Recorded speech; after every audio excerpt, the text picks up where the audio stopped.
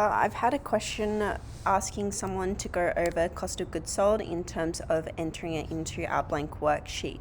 Now, what you'll find in some questions, they are very specific in terms of saying this is the cost of goods sold, and in some questions they won't. But we always need to include cost of goods sold, especially in a company that sells products.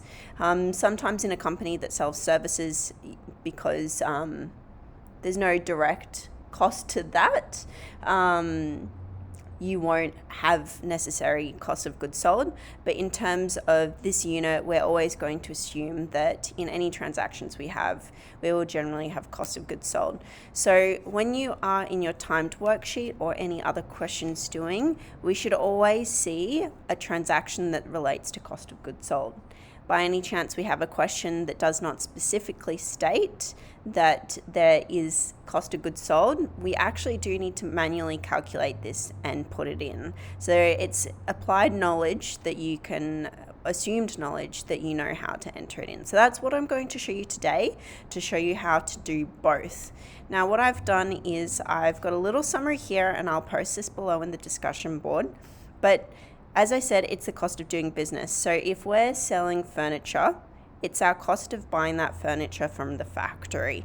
And then we have the sales on that, which is the money we make. So if we think about our profit and loss statement, up the top you always have your revenue, and then it will go less cost of goods sold, and then it will say gross profit. So that cost of goods sold is what we're trying to figure out here. So it's always the cost of basically selling whatever product you're selling.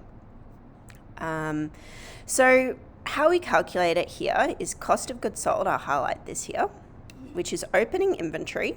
So inventory is our current asset. If we have a look here, inventory is our current asset, so it's our opening balance, so it's whatever is in here, plus our purchases during the year. So what other goods did we buy to sell? So back on that furniture example, what pieces of furniture did we order from China? Then minus our closing inventory at the end of the period. So our closing inventory balance would be here on our worksheet, okay? So I'm going to show you how to do it both ways. I'll let you read this in your own time. Basically, I'm saying how you enter in the worksheet, which I'll show you, I'll walk through it, and then this is a little bit on purchasing stock. But the main question we had is, this is the practice time worksheet. And the question was, how do we record the first three transactions in this? So we've got all these three transactions are just in relation to the stock, so I'm not going to go through the whole worksheet. I'm just really focusing on the cost of goods sold here. So I'm just going to enter in $5,000, which is our opening balance. Now, obviously, if you're doing this correctly, you're filling in all the rest and you're doing all the transactions, but for the purpose of this video, I'm just going to explain what's happening here. So up in our balance sheet, as at 2014, our inventory opening balance is $5,000. I just entered that. We've got a credit purchase of stock for $18,000. So 18,000, and it is something that's owing, which is accounts payable because it's on credit, not cash. That's purchase, so we're increasing our stock. Then it's saying we've got cash sales of $30,000, and here, so this is a question where it's actually telling us what our cost of sales are. So 9,400. So at the beginning of the video, I said you sometimes are given the cost of sales and sometimes you're not in a question. So this question, you are given it. So I'm going to show you how to enter this. We do two transactions. So let's go 2. So cash sales, 30,000. So cash, we've got money coming in the bank. And what's the other side of a sale? It's revenue. So if we scroll over our retained earnings, that's a positive 30,000. Now we have to record the cost of sales, 9,400. So it's a reduction of inventory because we've sold $9,400 of inventory. So we need to put a negative sign in front of that. And as I mentioned, think about our P&L. We have revenue less cost of goods sold, which is an expense. So we go over to our retained earnings and go negative 9,400. Okay. So that's how we record that. And then we've got transaction 3, and it's the same thing, but we have credit sales of $17,000 and cost of sales of $7,400. So credit sales, it's not a cash transaction, it's on our accounts receivable, $17,000, and then we are recording our revenue of $17,000 here. And then we do have that cost of sales of $7,400. So again, we want to reduce our inventory by $7,400, and we also want to record that expense in our P&L of $7,400. Okay, and then if we sum it up, so this isn't working, we go sum. So this should already be in your sum if. You won't have to do this because this should already be here. But our closing balance of inventory is $6,200. Okay, so in all these transactions down here, there's nothing else in relation to our inventory or cost of sales or purchasing of stock. So it was just those first 3. So I'm not going to bother, for the purposes of this video, go through the rest of them. I just really wanted to show you this column here. So we've got our opening inventory of $5,000, our purchases here of $18,000, our closing balance here of $6,200. Now, if we jump back in to here, our little formula, if you went opening inventory of $5,000, all right, let's just do a little math over here. Our opening inventory of that, $5,000, plus our purchases minusing our closing balance equals $16,800. This is our cost of goods sold. Okay, which if we add up these two, $9,400 and $7,400, that's $16,800. So the question here is recording our cost of goods sold for us, which is amazing. But what happens if the question didn't have this information, didn't provide us with the cost of sales of here or the cost of sales of that $7,400? What happens if that information wasn't provided? Okay, but it did have a note down the bottom saying that the closing balance of inventory was $6,200 here. So it was telling us that our closing balance of $6,200 here. So let's just delete this here because this information wasn't provided. So, as again, let me repeat, the question no longer states this. It no longer gives us the cost of sales, but it has a transaction 11 saying that the closing inventory balance is $6,200. Or it could say the closing stock balance was $6,200. So, how do we know to enter in our cost of goods sold?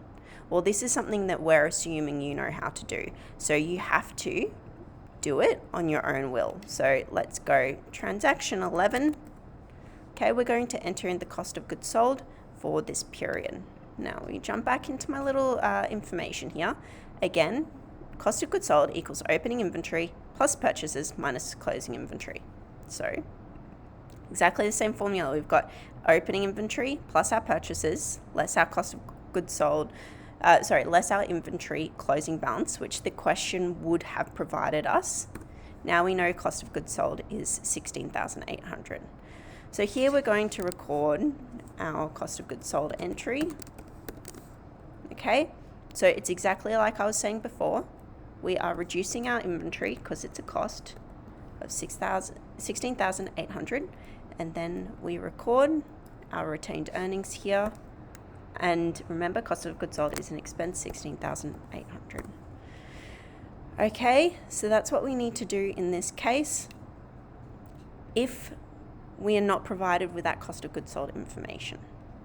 What I do have is another example. If I jump over, this is one called ABC. You will get access to this to give it a go. But what I've done is gone through the questions and highlighted everything in yellow that relates to the stock. So the question here is our balance sheet that we're starting with. These are our transactions we need to enter in. And here you can see it's saying stock at the end is $20,000. Okay, now we can see here we've got stock totaling $260,000 was brought on credit, so that's our purchase. Now, in your own time, have a read, but there are no transactions telling us what the cost of goods sold is. So we have to know to enter this ourselves. Okay, so what we do is we've got our little formula over here to figure out our cost of sales. So our opening balance of inventory, where are we? Stock over here, 84,000 here. Transaction number 6, I'm just going to fill in only the stock column. Obviously there is more to it. Actually, I'll do the whole. So we're purchasing $260,000 of stock, and that is on credit, so that's going to go up into our liability and accounts payable. 260, 123. Okay, so it's a positive figure because we're getting more stock in, $260,000 worth of stock, positive balance of 84,000. Okay, so our transaction number 11 is going to be the record of, actually I'll write 11, cost of goods sold. So this is where we're going to record our cost of goods sold in this transaction here. So what is the amount of our cost of goods sold? So stock at the beginning of the balance is 84,000. Our purchases are 260 over here. And then we go, so that's saying what's our total available for sale. So you can do it this way, you can add the 2 up, and then our stock at the end, and it's saying it is in transaction 11, 20,000. Okay, and that means we go minus stock at end, 324,000 is our cost of goods sold. Just to make it a bit simpler, like I did in the other one, all we did is stock at the beginning plus purchases minus less stock at end, 324,000.